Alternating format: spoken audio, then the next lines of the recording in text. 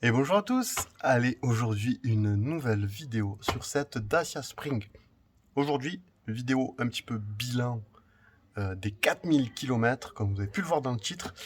Euh, des points positifs, des points négatifs, des nouvelles découvertes que je ne connaissais pas encore sur cette voiture. On en découvre tous les jours. Mais ne vous inquiétez pas, je vous dis tout dans cette vidéo, juste après le jingle.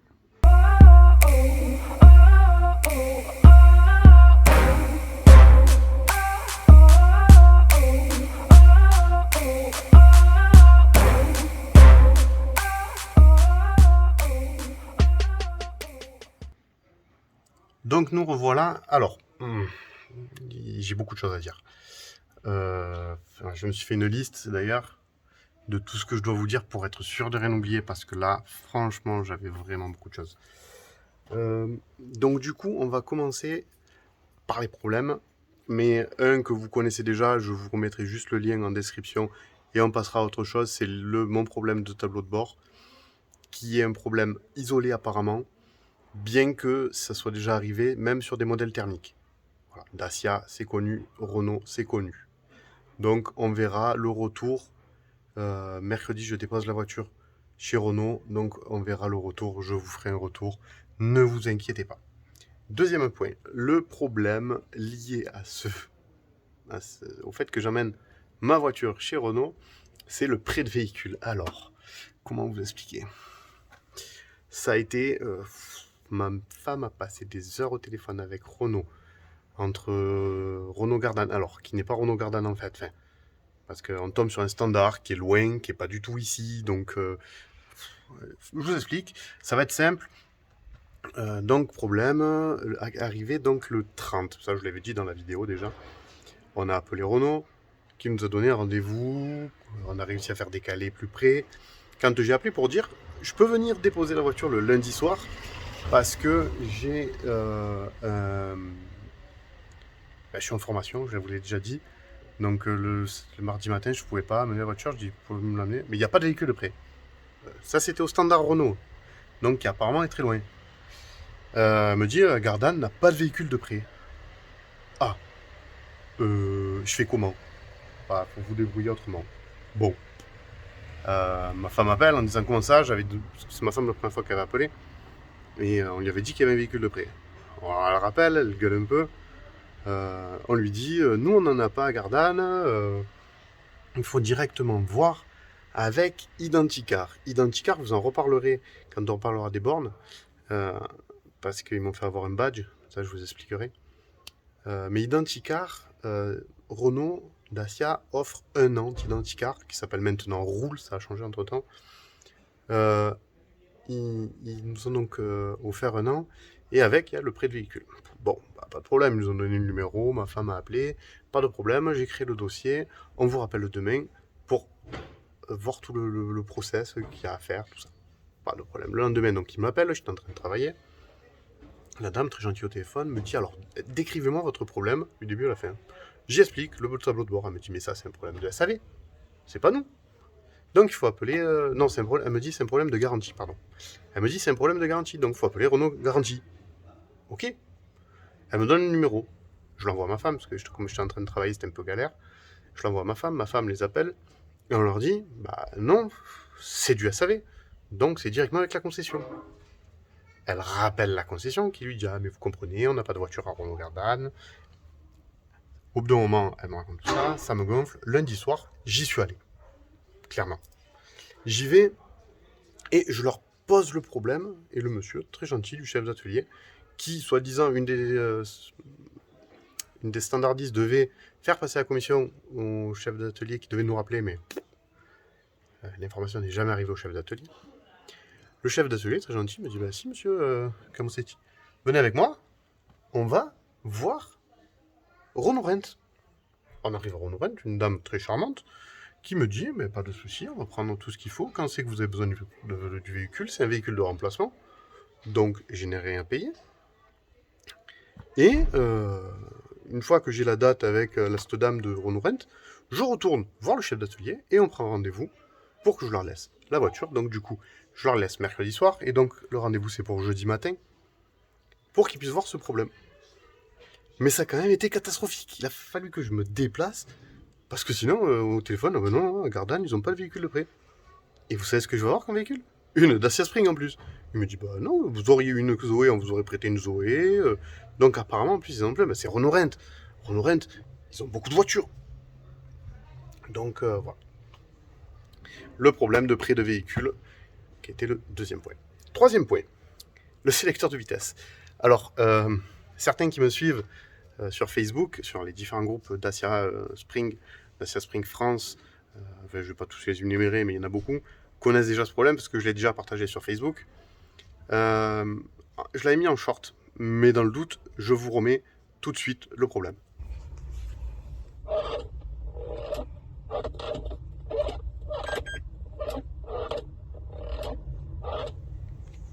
Donc, la voiture a passé toute la journée en plein soleil, branchée sur un chargeur Tesla, sans problème.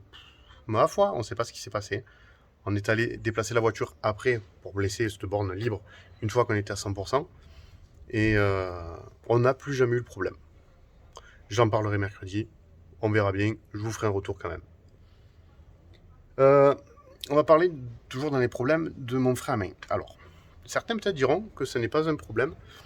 Pour moi, je trouve que c'est un problème. Quand on a un véhicule neuf, le frein à main, vous le tirez quelques crans et il doit bloquer les roues arrière.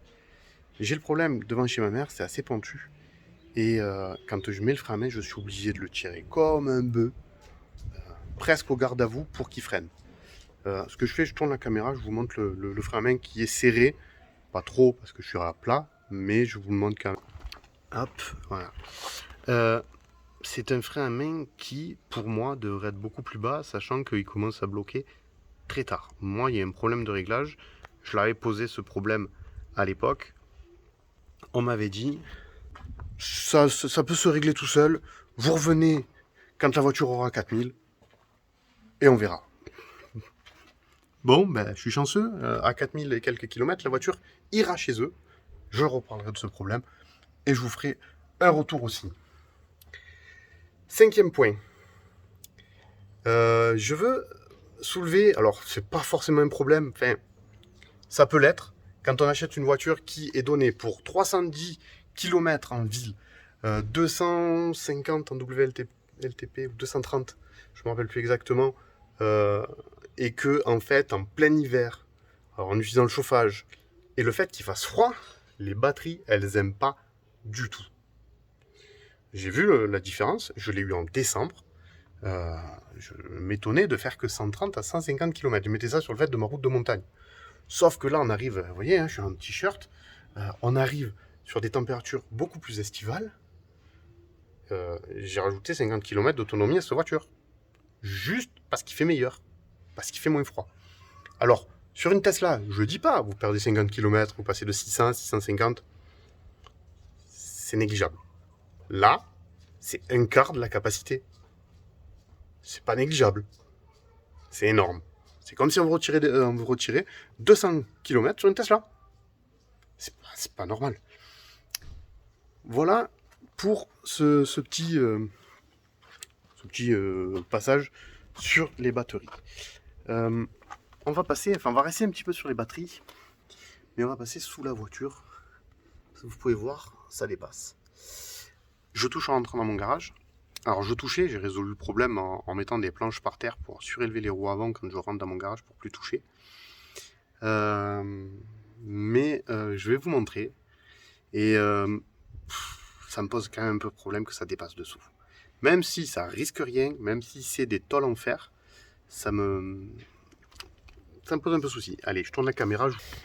Alors, hop, vous voyez, toutes ces ferrailles il y en a une là et celle-là.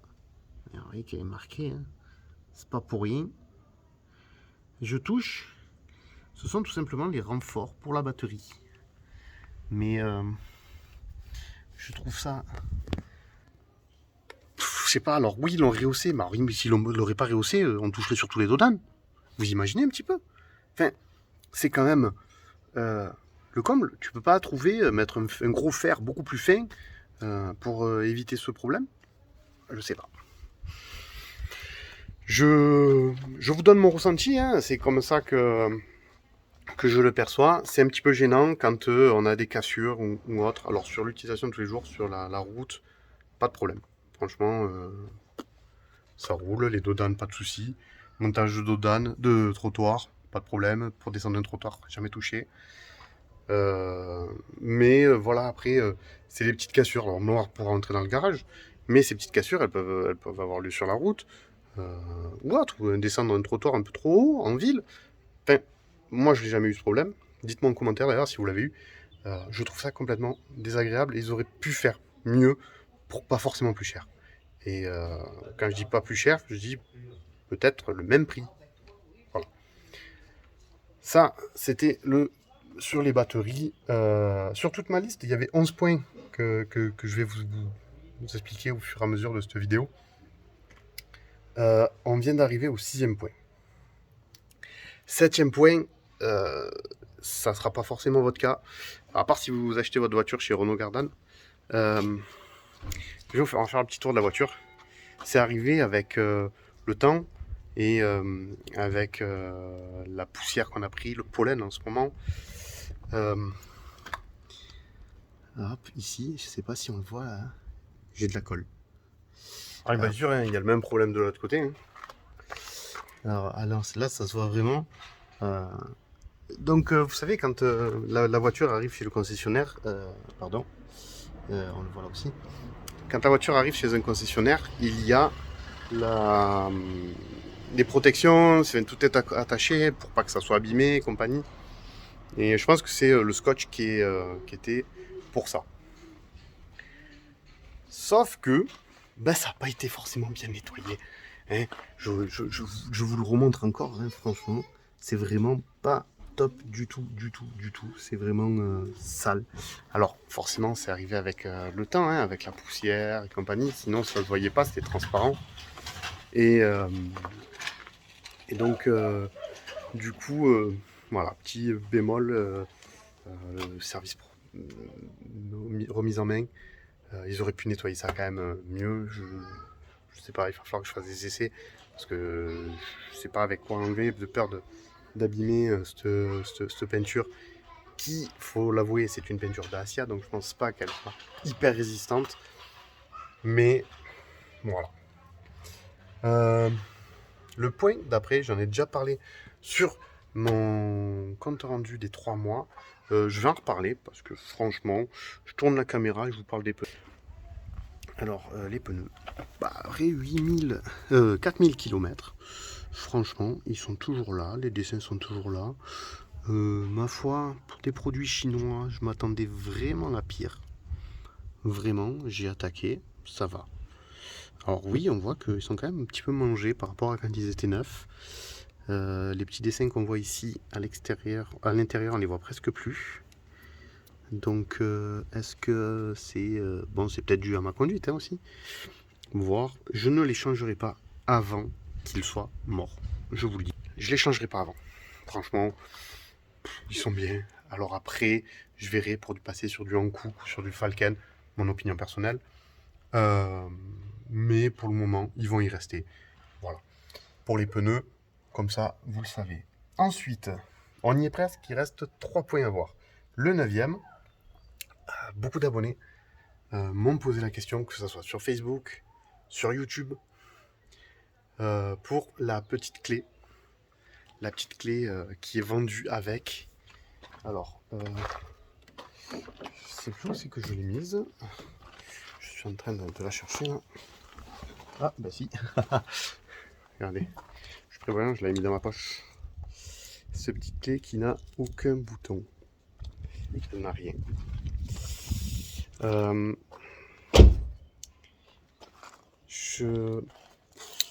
Le mieux c'est que je vous montre, mais j'ai pas grand chose à vous montrer. Franchement, c'est vraiment. Alors là, je viens de prendre la deuxième, celle qui a les petits boutons. J'ai cherché sur internet. Le jour où je trouve, je vous promets que je vous fais une vidéo pour pouvoir avoir la deuxième clé comme ça. Il manquera juste la faire programmer. Je suis en train de voir, ça coûterait pas très cher. La deuxième clé, si vous la voulez, vous pouvez la trouver chez Dacia, ou chez Renault, à 156, 152 ou 156 euros. Exactement, je ne me rappelle plus. C'est un autre Springer qui est allé voir et qui me l'a dit. Donc, ce que je fais, je vous montre, je ferme. Et cette clé, je vais la prendre et je la pose avec le papier. Je la touche plus. Et je prends la deuxième clé qui n'a rien. Et on va ouvrir cette voiture. Hop, je viens d'ouvrir la portière conducteur. La portière conducteur est bien ouverte. Et les autres sont fermés.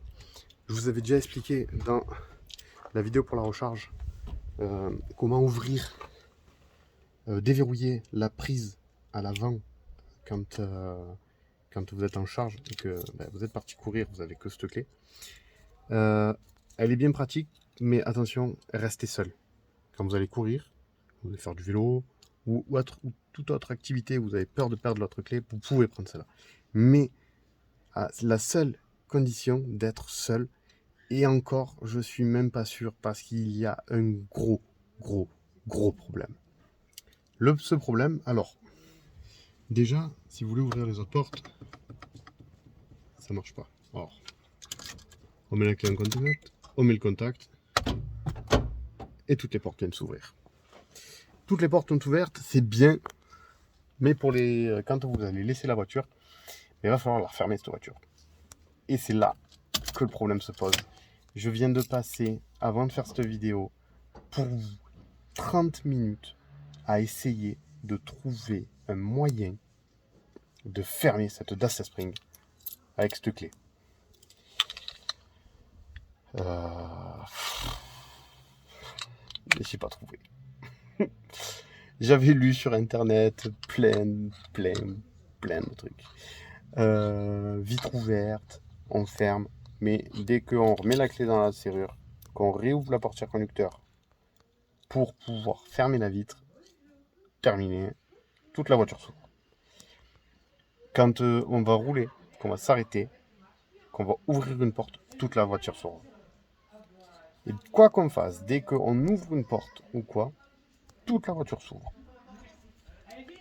J'avais lu aussi en laissant la portière ouverte. Donc j'ai essayé en laissant toutes, une après l'autre. Mais alors, la portière conducteur, la portière passager, une portière arrière.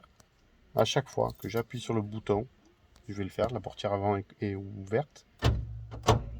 Vous l'entendez 2 fois, ça ferme, ça réouvre. Quoi qu'il arrive, ça réouvre tout le temps la voiture.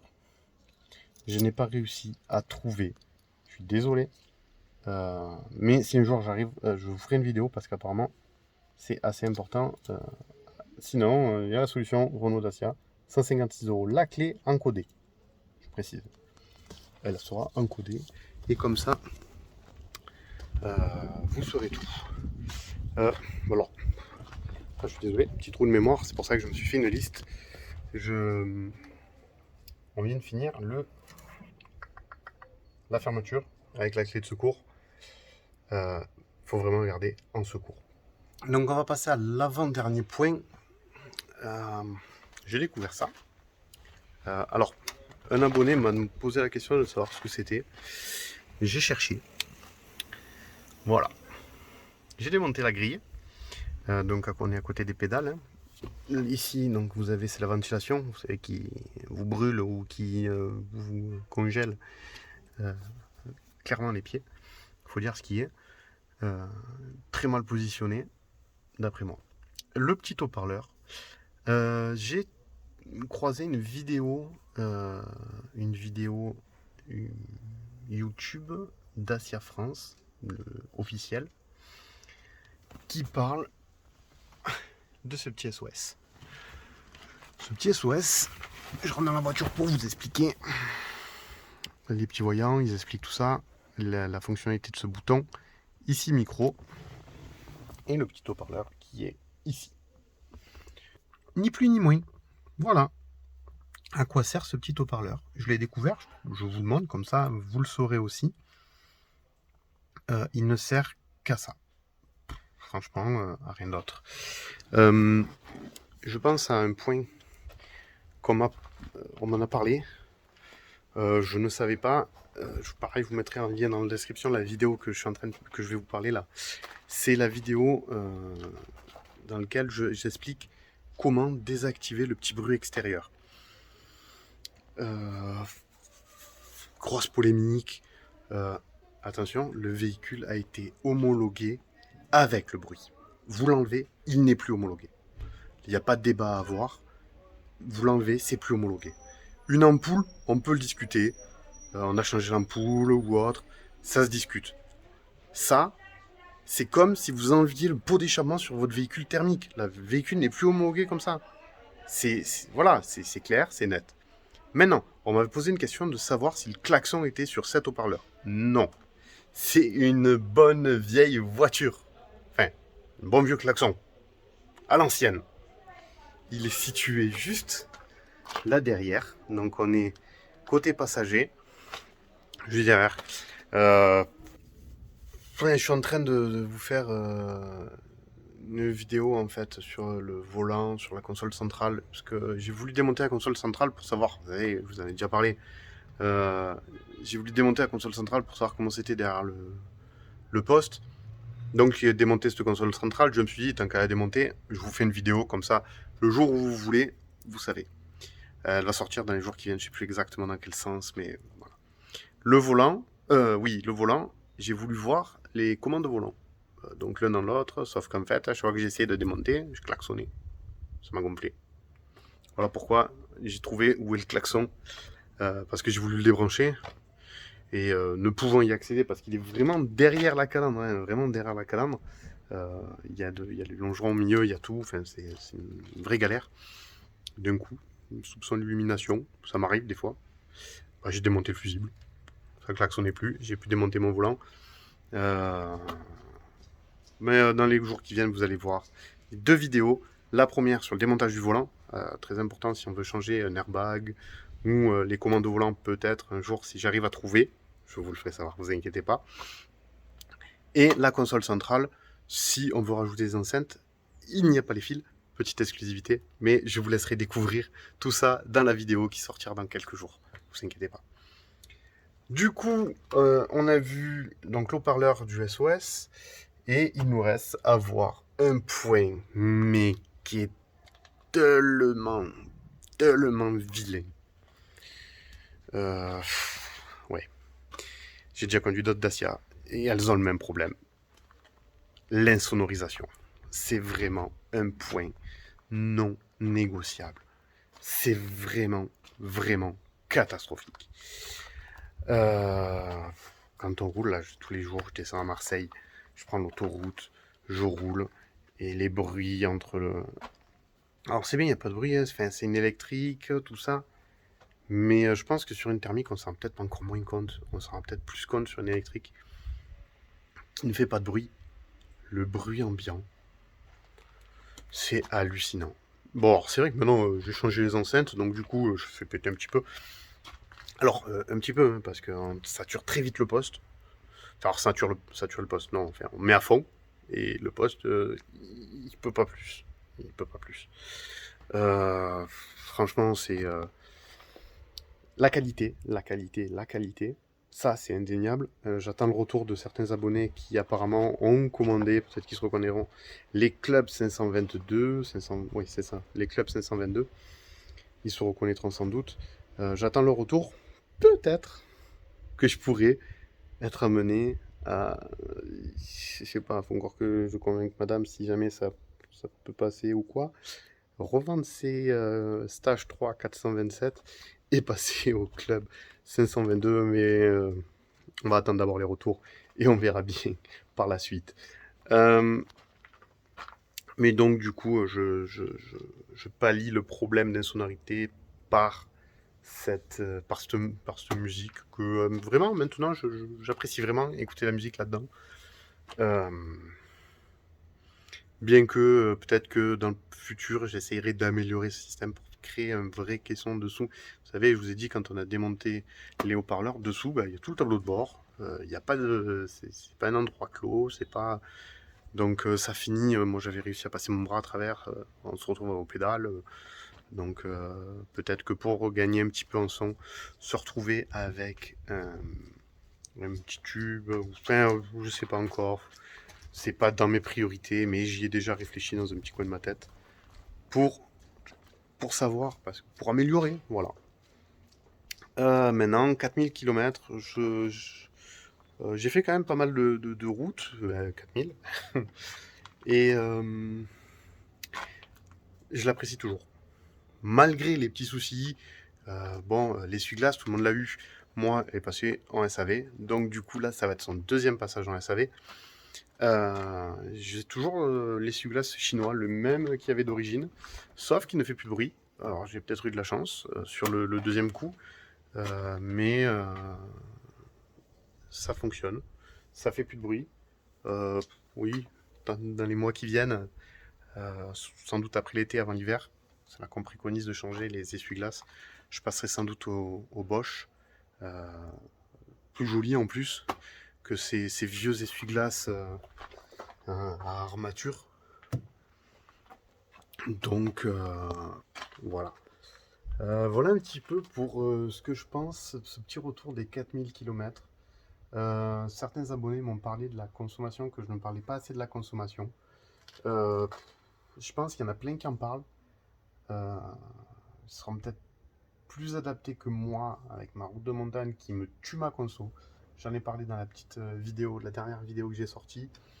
Je vous parle de la consommation régénération. Euh, mais c'est pas forcément représentatif du plus grand nombre que vous êtes, avec mes routes un peu vilaines, pas adaptées à cette voiture, bien que là, je suis à 200 km d'autonomie. Je pense que je sais pas si je vous l'ai montré, mais j'ai 200 km d'autonomie là, je viens de sortir du garage, 200 km d'autonomie, c'est pas vilain. Le minimum que j'ai réussi à avoir cet hiver, c'était 130 km d'autonomie, 100%.